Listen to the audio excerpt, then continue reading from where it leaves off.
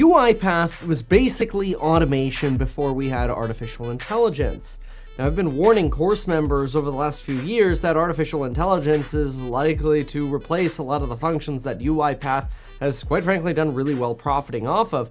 But I have to say, I wasn't expecting their stock to get hit this hard.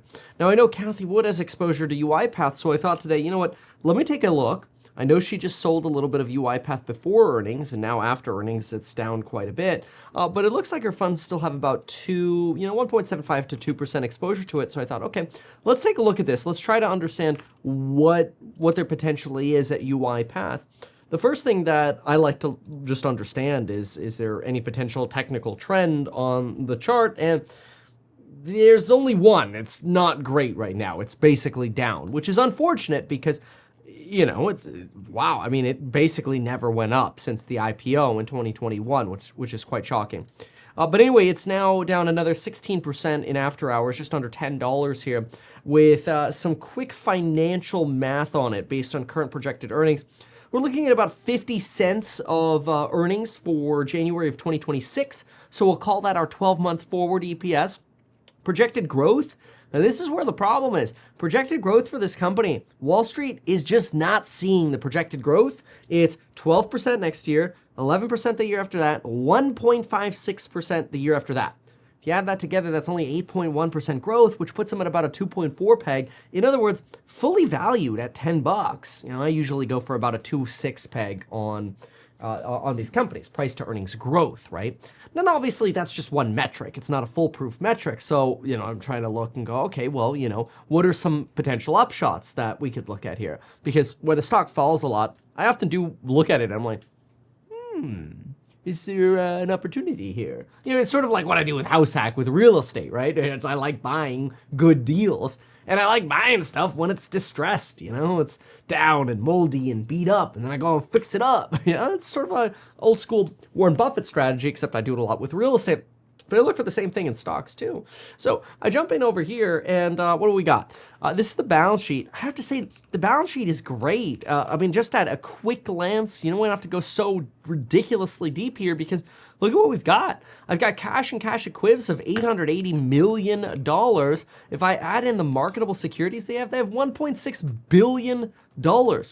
They've got lots of dollars, okay? That's pretty good, $1.6 billion. Now, what kind of expenses do we have? Not that many, because our current liabilities are about half of that, but the vast majority of those $800 million in current liabilities are actually deferred revenues. So they only have about $230 million in actual current expenses. Longer term debt is basically nothing. I mean, so say they have about $400 million in expenses. That means they have $1.2 billion of free cash. And with their founder returning, they might actually end up figuring out how to be a turnaround story. Now they're competing with a lot of companies, ServiceNow, Palantir, Microsoft. You know, you have to know that UiPath is exposed to Doge. I mean, who isn't? Well, I mean, a lot of companies that spend money or that advertise themselves to the government are exposed to Doge risks. But I mean, a company like UiPath should be able to pull off some level of Palantirism, which is, hey, look, we will actually make you more efficient. You know, get rid of the inefficiency and use our software to help you become more efficient. You know, UiPath used to sell licenses to basically use their software, their, you know, sort of robotic process automation, which now we just call AI or agent AI, whatever. They were kind of trying to be, you know, automate your back office work before AI. Anyway, you know, they could, if they strategically set this up, use that as a selling pitch, at least my opinion. But what we've got is a disclaimer in their 10K, worth paying attention to. But in their 10K, they make it very clear to you, if you haven't noticed it yet, we currently sell and anticipate to continue to sell to the U.S. federal, state, and local and foreign government customers. Obviously, these are highly regulated and come with their own uncertainties. They don't even mention Doge yet because Doge wasn't a thing yet in the annual report. And usually in a quarterly report, you're just not going to get those sort of disclosures. You kind of have to go back in time. And in their earnings call today, they kind of refuse to break out how much of their revenue comes from the government. So it's a little hard. You know, that creates some uncertainty. It's like, all right, how much revenue is coming from government? How much comes from the private sector? really know. Their license revenue, which is where they have phenomenal, I mean, absolutely tremendous margin, is a place where unfortunately they,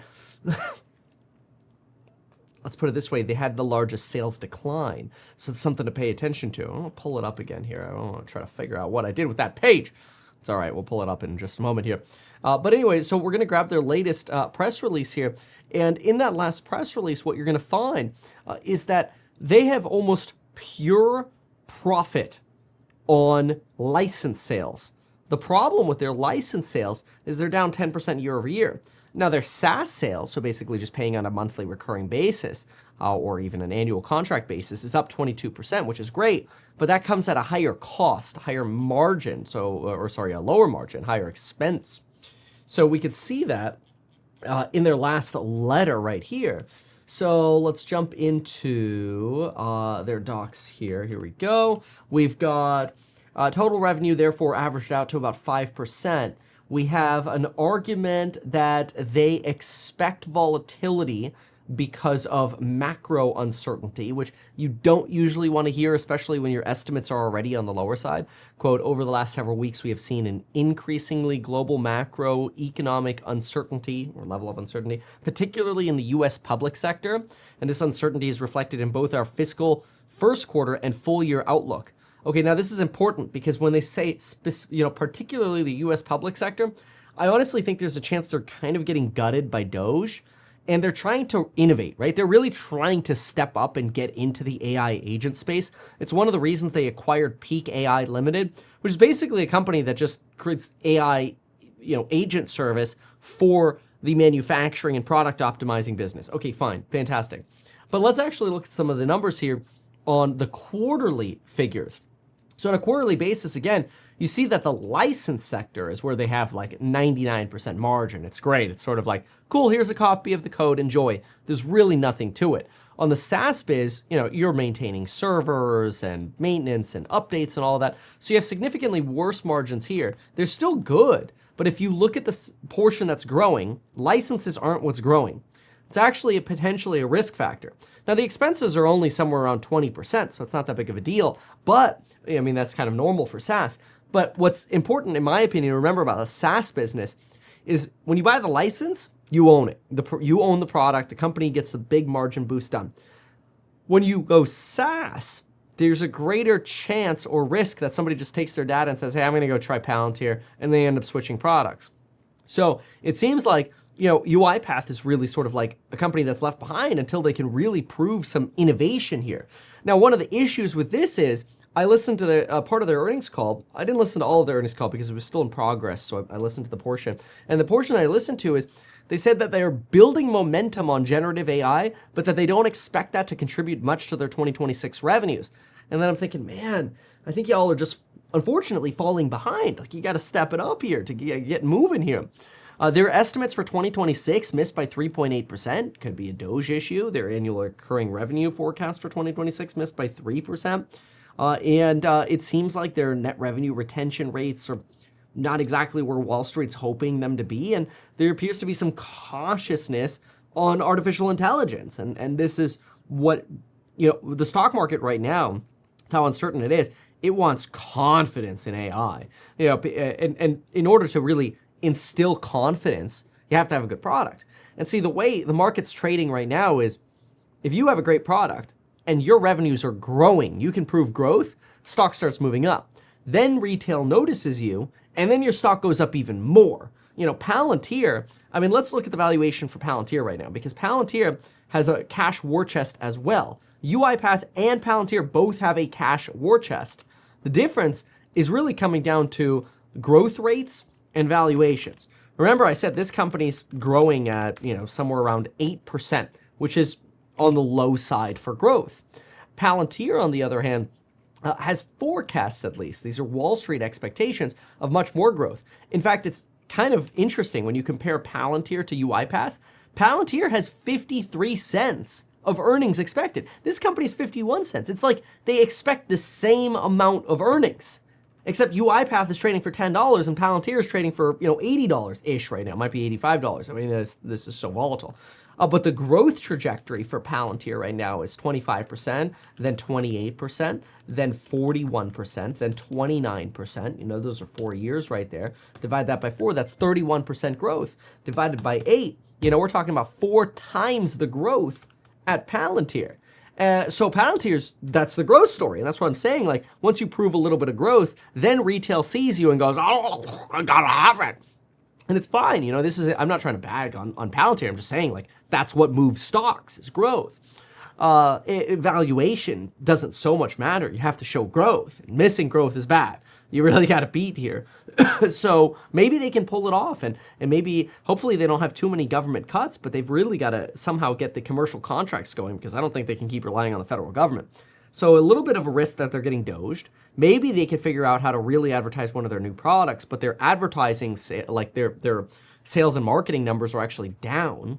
If I look at Palantir trading with, what do we got here? 31 times growth, $85 divided by 51. They're trading for 166 times 31. They're trading for a 5.3 peg. They're trading for twice the valuation that UiPath is. Already adjusted for growth, right? Already adjusted for growth, they're trading for 5 times UiPath. Not adjusted for growth, they're trading for, 2 times, right? Am I getting this right? Hold on. Adjusted for growth. Let me clarify this. Okay. Adjusted for growth. Okay. Already on a PEG ratio basis, Palantir is trading for 2 times the valuation of UiPath. On a not adjusted for growth basis, UiPath is trading with the same sort of revenue. I mean, you can honestly just look at the share price here. It's trading for about 8 times as much as UiPath. So that's why I like looking, look, same EPS, right? Different share prices, $10, $85. One's trading for 8.5 times as much, but it's got so much more growth at Palantir, and that's why we say Palantir is trading for just 2 times the valuation of UiPath on that growth-adjusted basis. So there, bottom line, Palantir is twice as expensive. Now, it's probably twice as expensive because it has the growth, so it's sort of like a chicken or egg problem there. That's where I think if Palantir gets back to like $40, you're actually buying the growth of Palantir at a UiPath valuation. Somewhat interesting to look at. But another thing to watch for is what's going on with sales and marketing. So first, if we look at them, and then we'll compare to Palantir. If we look at their sales and marketing, you can see right here, sales and marketing declining, and this is in the year-over-year for the quarter, but not for the year basis, right? So on the 12-month basis, their marketing is up 713. 12-month basis, they're up 3.5%. On a year-over-year on the quarter basis, they're down 8%. So why all of a sudden are we looking at an 8% haircut in marketing? Is there sort of a lack of potential confidence? I don't know. If you go over to Palantir, for example, Palantir is still, at least for Q4, showing commercial and government revenue growth. Of course, the government revenue growth could get hit, especially with the 8% Department of Defense cuts year over year over year. It's one of the reasons, actually, Palantir started sliding a little bit from their $120 valuation when they were trading for like a 9 peg. But if we go to some of the financials here, look at Palantir's sales and marketing. See, they get it. That in order for your stock to skyrocket, you need to plow money into marketing because you want to show growth. Like these companies, basically, it's growth at all costs. Like people don't care if you make money. Look, Palantir's at 3 cents in the quarter. What they want is growth.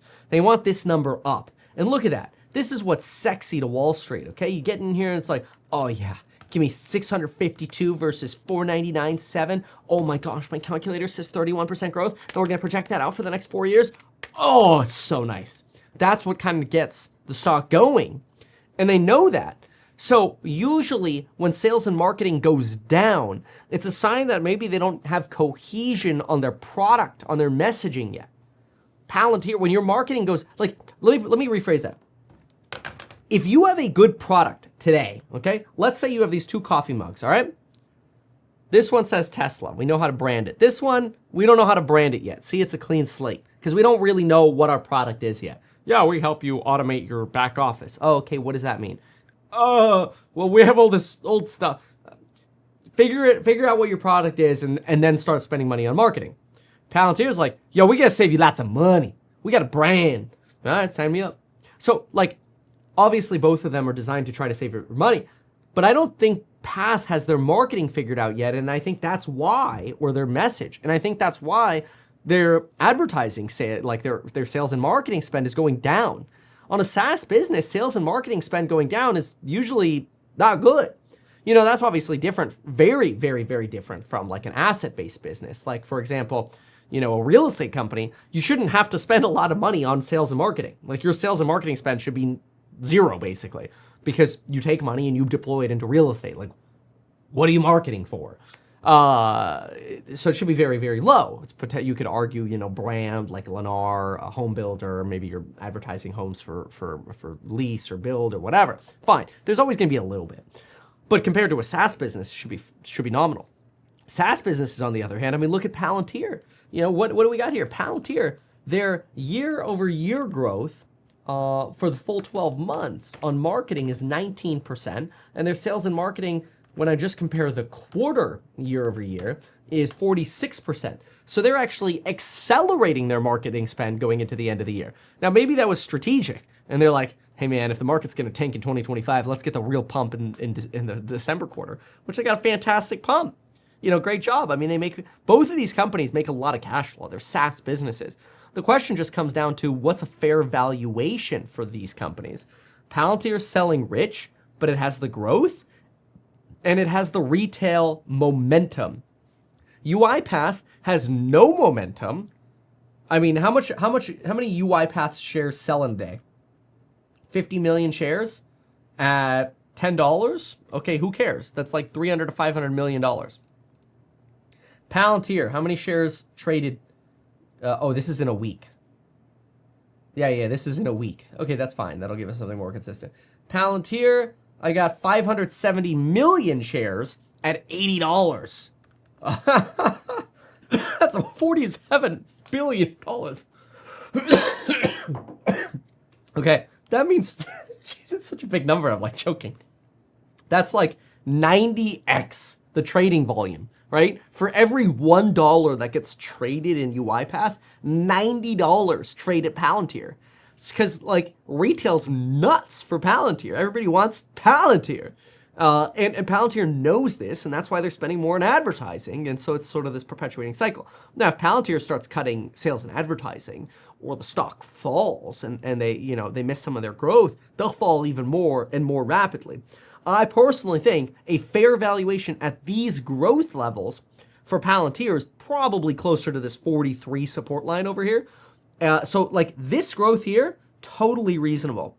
This right here was momentum driven. And you can almost see it on like, just by looking at the lines, usually when we have a slope that's this steep, it's momentum. This could be fundamental, right? This is your more sustained, solid growth. It's sort of like with Tesla, right? So it's a momentum chart, and it does tend to reverse over time. Whereas like you zoom out on the NASDAQ, for example, you zoom out on the NASDAQ on the month, it looks like a giant meme stock since the financial crisis. But this looks a little bit more normal, I suppose, because if we actually draw out, oh, look, we have my long-term, that's part of my Nike swoosh right here. This yellow line right here. Oh, wow, look at this. Let's drag that Nike swoosh out. Just noticing that. Oh, that puts you about the mid-4s to go revisit the Nike swoosh. Because there has been a little bit of extra Trump euphoria built in on over here. But that's okay. So anyway, my thoughts on some notes for UiPath. I just saw they were down 16%. I'm like, is it a buying opportunity? Bottom line,